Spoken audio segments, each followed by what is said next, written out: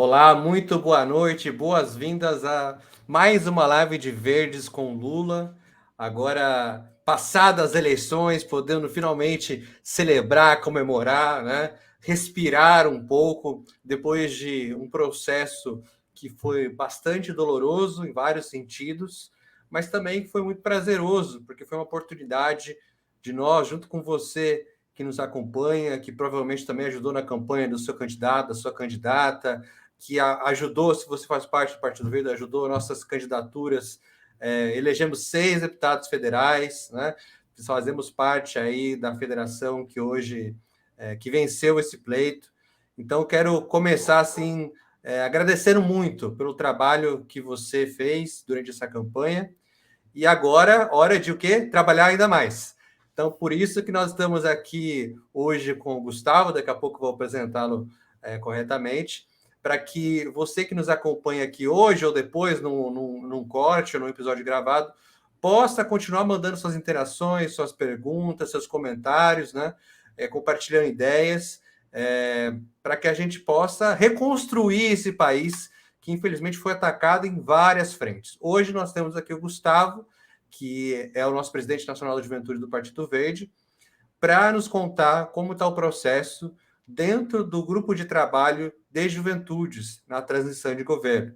A ideia é que nossas próximas lives a gente possa ter aqui sempre uma pessoa do Partido Verde que faz parte de um dos GTs, e começamos hoje com o Gustavo. O Gustavo, que é secretário nacional da Juventude do PV e secretário-geral do Conselho Nacional de Juventude. Se você quiser fazer algum comentário, alguma pergunta, participar desse debate, dessa conversa, pode fazer aqui nos comentários, que a nossa equipe está aqui atenta, eu também vou estar atenta, para passar para o Gustavo e passar para quem mais estiver aqui nos assistindo. Gustavo, boa noite, boas-vindas. Dê sua boa noite para a galera que está nos acompanhando agora. Boa noite, Fronteira. Salve, galera. Que honra a gente estar aqui hoje falando sobre esse processo tão importante. Realmente é um motivo de alívio e de alegria. A gente, hoje, primeiro dia do último mês do governo Bolsonaro, até que enfim, foram 4 longos anos, mas enfim chegou, está perto de acabar. Esse aí que foi um duro período para o país e te agradecer aí o espaço. É muito bom a gente poder falar sobre a perspectiva desse novo governo, ao Márcio Souza, nosso secretário nacional de mobilização, Mariana Perim, nossa secretária de comunicação, Tófano, secretário de formação, terem construído essa plataforma para a gente poder contar para a galera o que está rolando na transição. Legal, Gustavo. E acho que a gente pode começar, então, primeiro você explicando qual que é o papel desses GTs, né? Qual que é a função? Porque eu não lembro de os GTs desse momento de transição ter recebido tanto destaque da mídia como um todo, ter gerado tanto interesse das pessoas como tem gerado agora, né? Então, quero que você possa começar contando para a gente qual que é o seu papel e o papel desses GTs como um todo no seu momento que a gente está vivendo. Lu, você sabe que é um negócio novo, porque apesar do dispositivo de transição ele ter sido criado lá em 2002, na transição do Fernando Henrique para o Lula, naquela foi uma transição pequena. Você tinha aí menos de 50 pessoas dentro do processo de transição. Mas uma das explicações da gente estar chegando a quase 2 mil membros a transição do governo para o governo Lula, vem lá do período pré-eleição, onde se ouviu a população, fez um plano de governo com uma escuta pública a nível nacional. Então, você tinha, por exemplo, o Partido Verde ouvindo o país inteiro sobre a pauta do meio ambiente, sobre aquilo que era caro para as pessoas. O PT também se organizou muito forte nisso, a base aliada inteira se mobilizou para a gente fazer um grande plano de governo que envolvesse o maior número de pessoas possível. E aí, quando a gente chega na transição, não é diferente. A transição, claro, é um espaço mais fechado, é um espaço mais técnico, de muito termo técnico, de muita coisa nesse sentido, mas vamos falar o seguinte: a transição prepara o terreno para quem vai assumir o governo. A gente tem dito muito isso. Não é porque a pessoa está na transição que significa que ela vai estar no governo. Muita gente, boa parte, a grande maioria, está ali porque desempenha uma função em algum lugar do país, tem conhecimento técnico sobre aquela área e quer ajudar. Então você vê uma peregrinação de gente, todo mundo voluntário, só tem 18 pessoas na transição que é pago, que recebe pela estrutura da transição, mas desses mais de 2.000 pessoas, só 18 recebem e a grande maioria é voluntária. Gente do Brasil inteiro, de 32 áreas diferentes, que estão contribuindo. E aí, quando a gente chama de GT, são os grupos técnicos. A transição é coordenada pelo vice-presidente da República, o Geraldo Alckmin, ele tem um time, a Gleisi Hoffmann, que é presidente nacional do PT, coordena a parte política, ela tem um conselho político, que nós somos representados pelo presidente Pena nesse conselho político, e a gente tem os grupos de trabalho, que são 32 grupos de trabalho, que pegam todas as áreas da administração pública, algumas áreas elas foram até divididas, por exemplo, hoje existe o Ministério da Mulher, da Família e dos Direitos Humanos. São vários GTs focados na estrutura desse ministério. Você tem o GT das Mulheres, o GT da Juventude, da Igualdade Racial, você tem GT de Diversidade, você tem vários GTs para tratar daquele único ministério. Então, ao todo, somam-se aí 32 grupos de trabalho, uma média de 10 a 25 pessoas por grupo, tem alguns grupos mais fechados, como, por exemplo, centro de governo, vai ter aí, no máximo 10 pessoas, que é uma coisa mais estratégica, e a gente está no de juventude, junto com outras juventudes partidárias, especialistas na parte de política pública de juventude. Então, você tem, por exemplo, a Helena Abramo, que foi uma figura histórica na política de juventude, ajudou a aprovar o Estatuto da Juventude. Você tem o Marcos Barão, que é o presidente do Conselho Nacional de Juventude, que é um nome super preparado aí na política pública. E a juventude do PV, que já está nessa estrada há algum tempo em defesa das políticas públicas de juventude, não tinha como ser diferente, está lá também para dar uma contribuição. E aí, quando a gente pensa no governo de transição, muita gente acha que o governo de transição ele recebe proposta, ele diz como é que vai ser o governo, mas na verdade não é esse nosso papel. O que a gente faz? A gente faz um diagnóstico da situação do governo, aponta quais são os riscos de política pública, como é que está a questão orçamentária, como é que está a estrutura do governo, e como é que está a legislação que rege essa estrutura aí. Até, Luciano, se eu estiver sendo muito técnico, você me corta, porque nesses últimos dias a gente está fazendo 7 reuniões, todas muito técnicas, então acaba ficando difícil. Eu só vou pedir que você aproveitar que você respirou para dar um oi geral para a galera que está falando oi para gente aqui, ó. PV Caratinga, PV Recife, Porto Alegre, ó, o nosso vereador de Canoas, Cris Moraes, PV Rio Grande, deixa eu ver. O GT da Causa Animal, o Cris está falando, tá reivindicando o GT da Causa Animal. O PV Campina Grande, PV Rio Grande do Norte. O pessoal tá dando um salve aqui. Daqui a pouco eu vou fazer a parte de comentários, tá, pessoal? Por enquanto só mandei os salves que você está mandando. Continua aí, Gustavo. Você, então, está dizendo isso, que é um diagnóstico, que é alertar sobre riscos. E na parte específica de juventude, como tem sido esse diagnóstico? Fala para a gente aí dois ou três grandes riscos para a gente poder também trocar um pouco com a galera que está acompanhando. Ontem a gente fez uma reunião do Conselho Consultivo da Juventude do PV, que isso é um processo muito legal. Até quem não está na transição, cada um dos membros ele tem, vamos dizer assim, um conselho político. O da Juventude do PV tem mais de 50 pessoas, que são líderes da juventude no país inteiro, que orientam, e ontem a gente estava fazendo uma prestação de conta da nossa participação para essa galera. E aí, basicamente, o que a gente viu até agora é mais ou menos assim. Você tem um paciente que ele está na UTI e a situação dele só está piorando. Ele vem adoecendo há 4 anos. Só que assim, ele chegou num ponto extremo, onde você olha para todo lado e você enfrenta aí no ano que vem uma crise fiscal, você enfrenta falta de recurso mínimo para todas as áreas da administração. E o momento de transição, ele é a hora de você fazer os exames para entender o que está acontecendo. E aí, você, nesse diagnóstico, você já aponta qual que é o remédio. Quando inicia o governo, é aí onde você vai aplicar esse remédio e você vai reverter aquele quadro. Basicamente, é um pouco disso que a gente tem encontrado, não só a juventude, mas todos os membros do PV que estão em grupos dos mais diversos possíveis têm comentado a mesma coisa. A gente está falando de risco, que é um dos 4 pilares do nosso trabalho. O que é o risco hoje na política pública de juventude?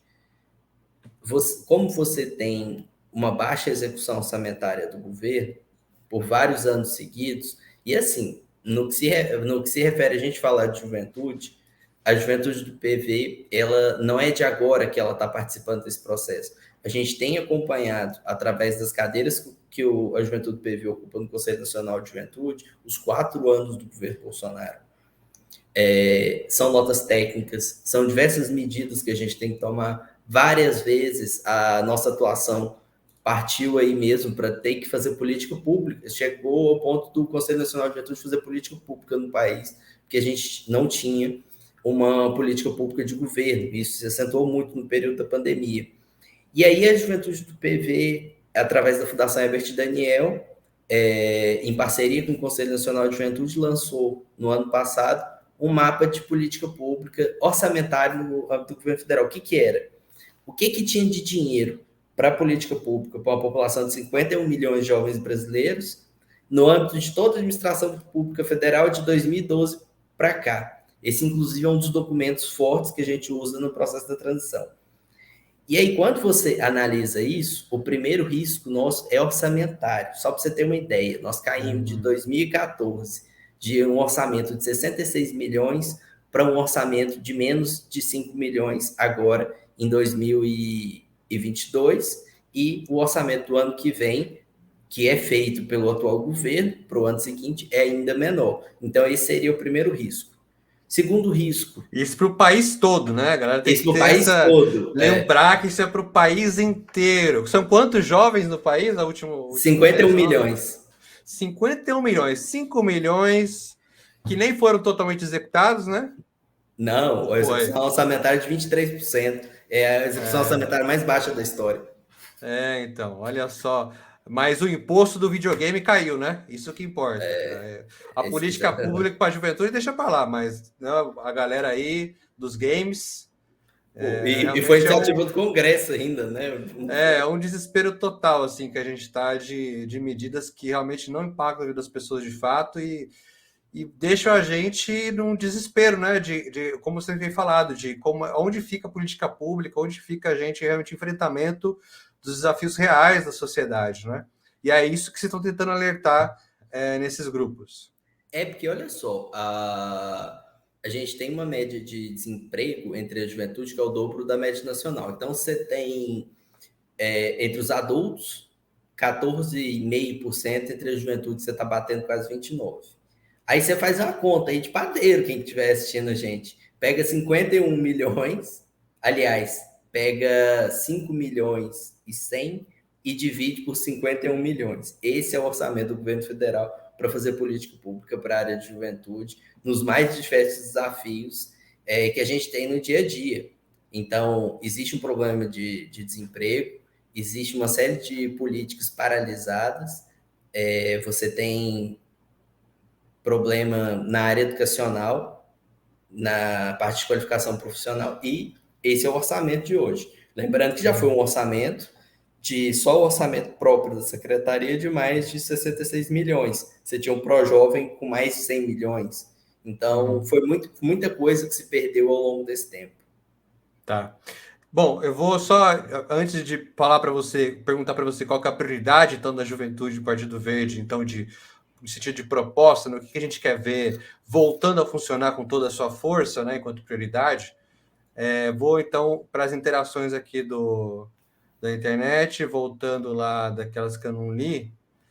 Ó, tem o Jorge dando boa noite a todos, ele também faz o comentário. O Jorge que é de Porto Alegre, que ele fala sobre que transição é para diagnóstico de posições diferentes, por isso, né, tanta diversidade, né, como você falou, nesses grupos todos.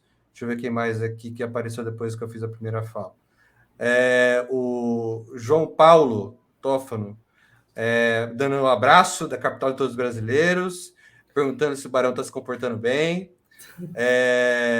Doralice dando um oi aqui do Rio de Janeiro.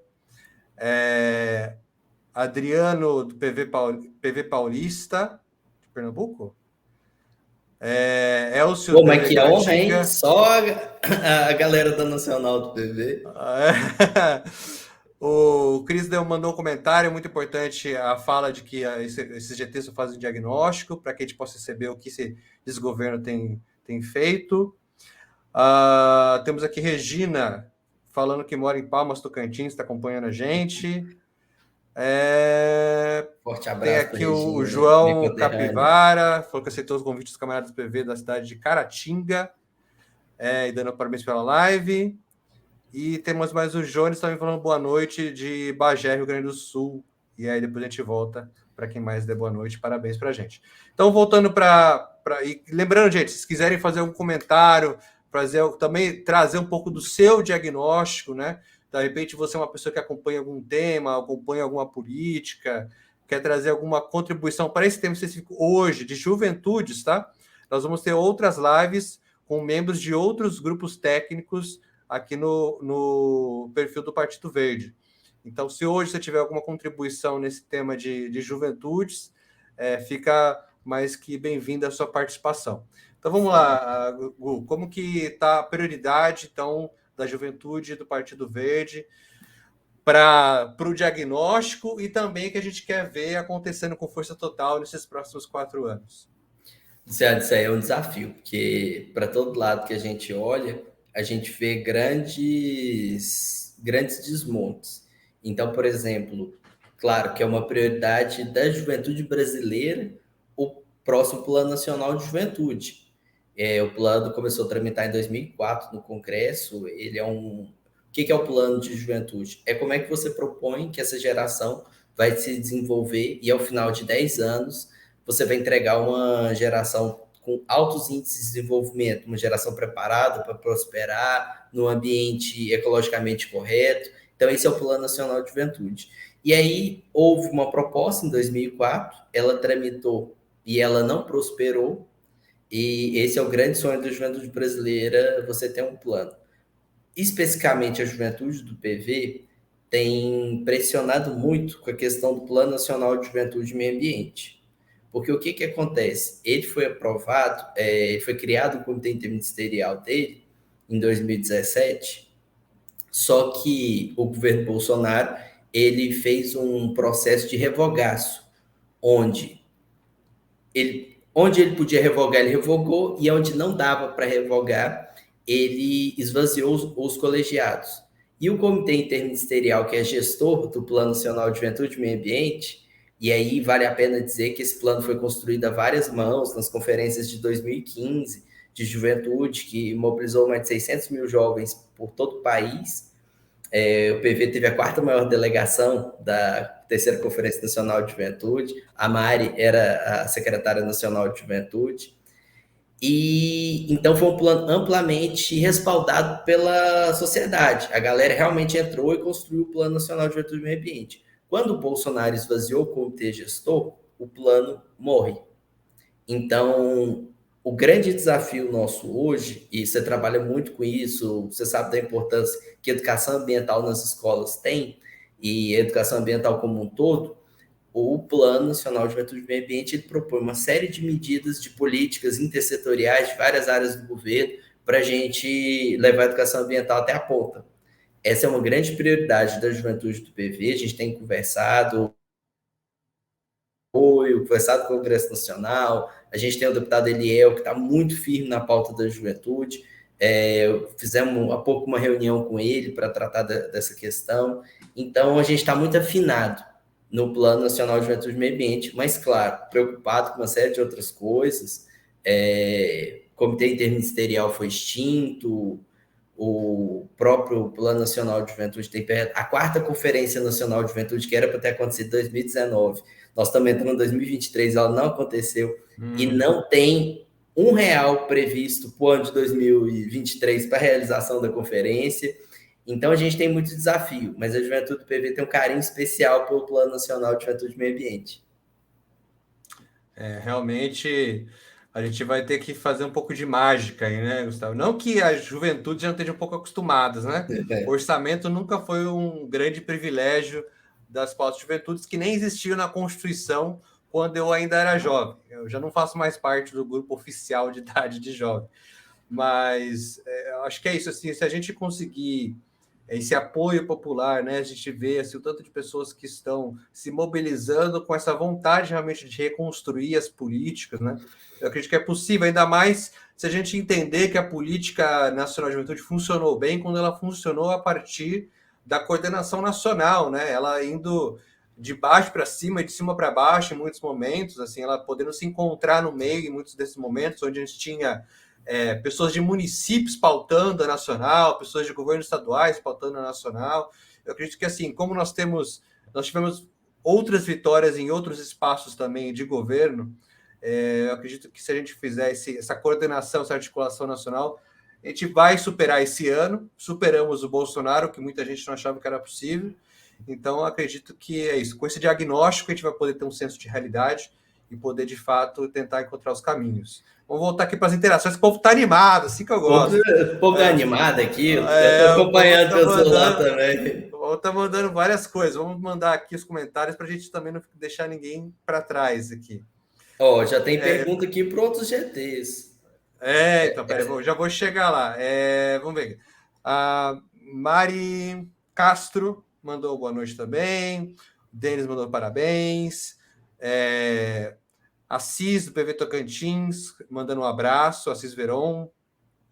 Marcos Roberto, dando boa noite. Marcos Araújo de Canoas. Aqui tem uma pergunta que eu acredito que você não pode responder agora, acho que não tem como a gente saber, mas se a bancada do PV vai fazer parte de algum ministério do governo Lula, mas está feita a pergunta. Boa noite, Viviane de Cachoeirinha, Rio Grande do Sul.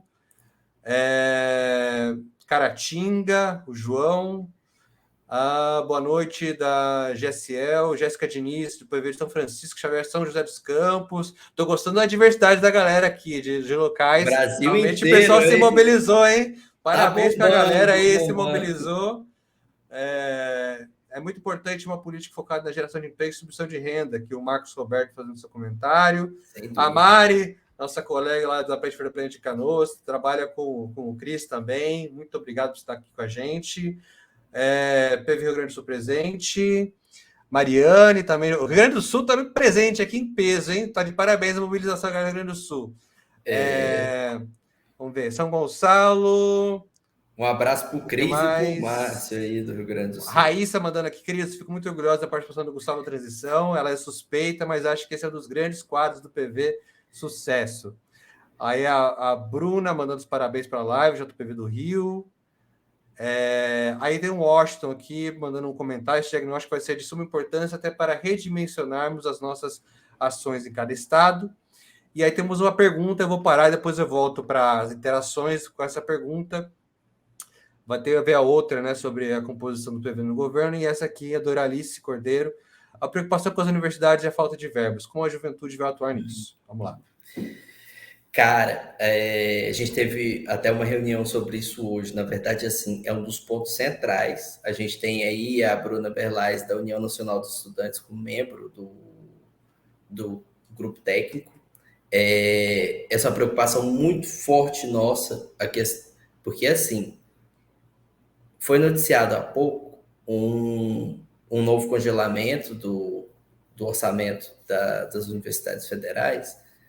Mas quando você olha no âmbito do MEC, essa redução orçamentária, ela já vem de muito tempo. Então, você tem áreas aí, por exemplo, a própria... Hoje mesmo saiu uma matéria falando dos livros didáticos, que não tem dinheiro para imprimir os livros didáticos do ano que vem. É aquela coisa, a gente está pegando... Quem for assumir o governo vai pegar áreas extremamente sensíveis, há uma ação de terra arrasada por parte do governo. É importante a gente dizer isso, que essa reta final do governo tem documentos sumindo, tem muita coisa sendo escondida, tem política sendo descontinuada. O que a gente tem recebido até como Conselho Nacional de Juventude, que a gente tem recebido de reclamação de gestores buscando amparo, com risco de convênios firmados entre o governo federal e os municípios não serem prorrogados, não serem aditivados para o novo ano, só para inviabilizar aquela política pública na ponta, porque eles não vão estar no governo e vão prejudicar uma cidade inteira, é absurdo o número. Então, assim, há uma ação de terra arrasada em curso por parte da atual equipe do governo federal. A gente está monitorando isso e a educação, honestamente falando para vocês, é um dos pontos mais graves que a gente tem em todos os sentidos. A universidade ela tem sido um alvo forte, mas eles estão zerando também as contas da educação básica, do livro didático, de diversas outras áreas, mas a gente tem olhado isso muito próximo, e não é só o GT de educação, mas há uma ação intersetorial no que se refere à educação, tem vários GTs monitorando isso, a gente teve reunião hoje sobre isso. Amanhã a gente vai falar disso de novo, e pode ter certeza que o relatório final, não só do GT da Juventude, mas do GT da Educação, vai conter muita coisa, muita orientação, e vai mostrar para a sociedade também muita coisa que aconteceu e a gente não sabia até agora. Acho que esse é a maior curiosidade das pessoas, né? A gente poder revelar os tantos segredos que esse governo tentou esconder bem, né? Sobre os desmontes que tem feito. A gente está chegando no final, pessoal, é só meia horinha, mas para justamente ficar esse gosto de quero mais, vocês poderem acompanhar as próximas, não ficar cansativo, né? Eu vou ler aqui as últimas perguntas que nós temos para o Gustavo tentar responder. Você respondeu a pergunta sobre você tem um segredo aí, você tem um livro secreto de falar se o PV vai estar no próximo governo ou não? Como é que é isso aí? Olha, não, isso aí eu acho que ninguém sabe ainda. Tá. Eu Porque imaginei. o que acontece? Ninguém está focado nisso, nessa questão de cargo, porque o problema ele é tão sério da questão da transição, então, pelo menos até o dia 15 de dezembro, vai ficar todo mundo focado em fazer a transição, em fazer o levantamento de dados. Porque, Lu, não adianta nada, sabe, pensar, as pessoas pensarem em cargos agora, se a gente tem uma bomba relógio na mão. Então, o foco total dessas mais de 2.000 pessoas é desarmar essa bomba até o dia 31 de dezembro. Assim, temos muitas perguntas, eu não vou ter tempo, acho que eu vou resumir algumas, que é se tem disponível diagnóstico, ou vai ficar disponível o diagnóstico que vocês estão fazendo do país atual. Você citou um diagnóstico que já foi feito, de repente você pode dizer para a gente onde a gente pode encontrar, né? E esse é do trabalho do GT também, se vocês vão ter algum relatório público, como que vai fazer para as pessoas saberem também, se informarem, ficarem por dentro. E tem muita pergunta também sobre como se filiar no Partido Verde. Gente, é só entrar no site do Partido Verde, pv.org.br, e clicar em filiar-se. Aí preencher o cadastro e aguardar. Tá? Independente de onde você mora no país, você entra no site e, por favor, venha, nós vamos precisar de muitas mãos, muitas cabeças, para que somem e para que a gente possa reconstruir esse país. Deixa eu ver se nós tem mais algum... E se for jovem, Lu, manda um direct pra gente no Instagram da Juventude do PV, Juventude do PV, e filia do PV e bora pra cima, que a Juventude tem muita coisa para fazer. Tá, legal. Então vamos com essas duas questões aí. Vamos. Uma eu já falei e aí a gente vai encerrando. Quem quiser ter acesso ao relatório do orçamento do governo federal na área de juventude, ele está lá no Atlas da Juventude. Dá um Google aí, Atlas da Juventude, é o primeiro link que aparecer. Tem lá o relatório de política pública 2012-2019, tem várias outras coisas interessantes. E E é só acessar. E está na página da Fundação Herbert Daniel também. Legal. Bom, gente, quero agradecer aqui a toda a participação de vocês. O Cris deixou um comentário muito relevante ali, o Will também. Assim, todo mundo está podendo ver os comentários, eu não vou poder ler todos aqui por causa do tempo, mas eu tentei resumir as perguntas, né? Respondi as perguntas sobre filiação.